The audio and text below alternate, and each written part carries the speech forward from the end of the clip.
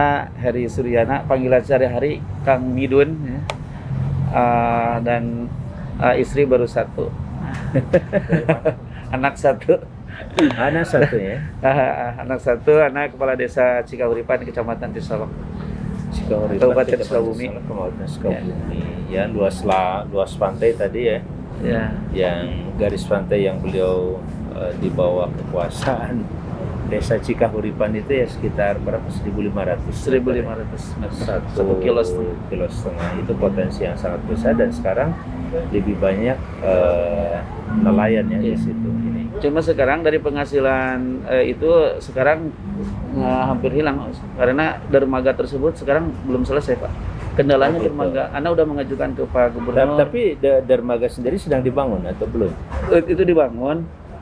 Sampai saat ini belum selesai. Ya, karena kurang aspirasi yang lainnya, insya Allah mudah-mudahan pihak Pak Gubernur bisa mempertimbangkan. Ana udah ketemu dengan Pak Gubernur, udah bikin surat, bahkan ke Dinas Kelautan, ke Pak Gubernur, dan surat tersebut Pak Gubernur kembali ke Dinas Kelautan, udah diserahkan ke Kementerian Susi waktu itu, tapi belum ditandatangani oleh penjualannya itu tidak ada masalah secara tuntutan dengan hukum.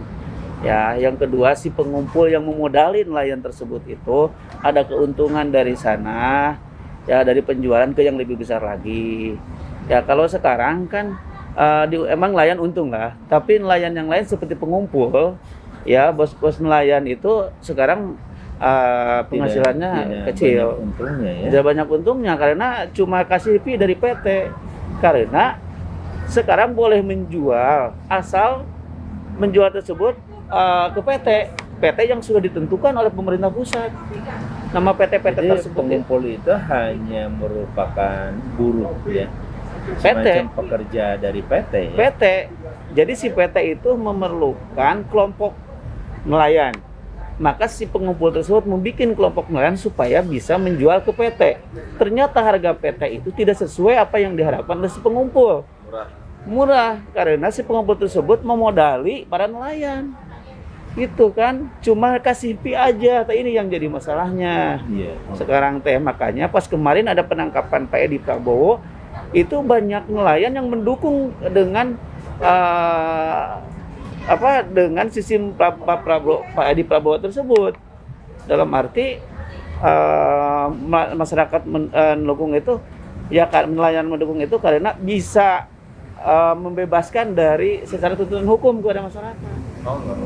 Iya. Kalau dulu mah ilegal, saya sendiri sebagai maksudnya masyarakat sendiri mendukung kebijakannya Pak Edi. Mendukung. Karena Pak Edi tidak menggunakan peraturan Menteri Bu Susi. Ya. Jadi dia sudah melegalkan lah, dalam tanda petik barangkali. Iya. Penur itu sendiri ya, masyarakat. Kita yang dibela adalah masyarakat nelayan kecil. Tetap ya tadi ketika masyarakat itu sudah nangkap, kemudian dijual ke para pengepul atau dikumpulkan di para pengepul, jadi pengepulnya yang tidak punya keuntungan yang besar karena harus dalam bentuk PT.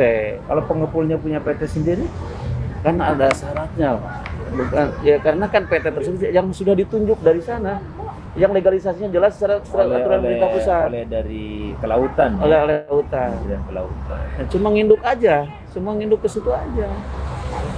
Gitulah, itu yang jadi masalah tantangan pada saat ini.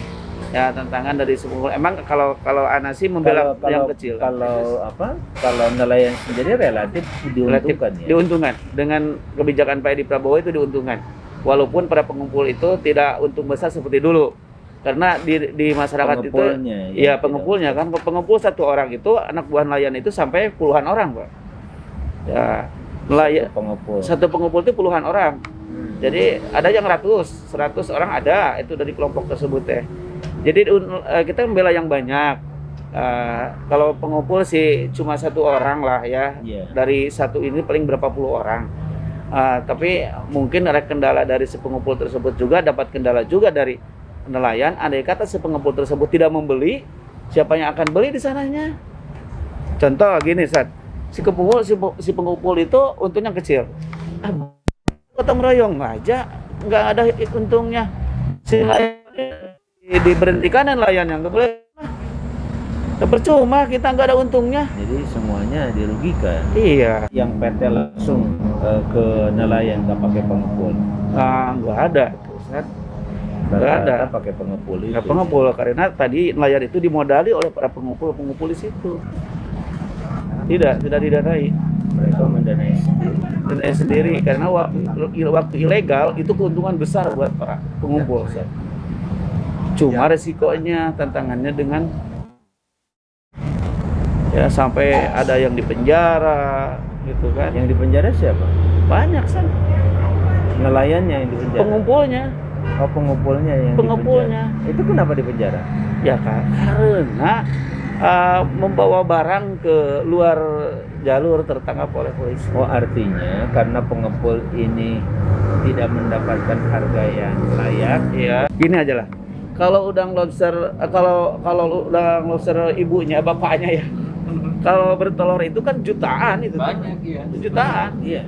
Itu tuh jutaan, sehingga Cuman kalau yang menetas, yang jutaan itu. ya yang sudah menetas, cuma yang bisa besar lagi itu yang 5.000 nggak mungkin 5.000, pasti ada yang di waktu kecil dimakan lagi oleh ikan yang lain. Sisanya ketika ditangkap terus dibudidaya menjadi lebih besar lagi, itu yang menguntungkan. Nelayan itu tidak tahu itu ikan kecil, ikan besar, yang penting jadi uang, dia pasti tangkap. Itu kan nelayan mah dengan tanggapan bahwa laut yang yang diciptakan oleh Allah itu di dalamnya itu untuk umatnya kan gitu.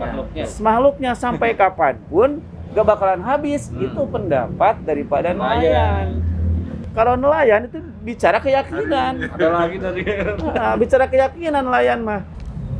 Baik, ini menarik sekali ya obrolan kita. Mudah-mudahan insya Allah tentu punya solusi dan Iya. Alasan. Tapi yang jelas tadi kan, sebenarnya yang berhak menikmati kekayaan laut itu kan masyarakat yang ada di dalamnya. Ya. Baik nelayannya atau kawasan yang memang ada di sekitar itu.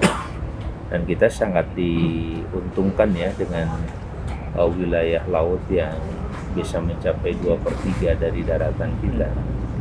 Oleh karena itu saya melihat bahwa dalam konteks ini ya banyak solusi yang bisa kita carikan ya. Dalam obrolan tadi juga sudah kita kemukakan bahwa bagaimanapun kalau sisi bisnis memang benur ini luar biasa gitu. Tapi dari sisi kecerdasan masyarakat, kesehatan masyarakat, menangkap ikan itu tetap harus ditumbuhkan kembali itu Pak Kades ya.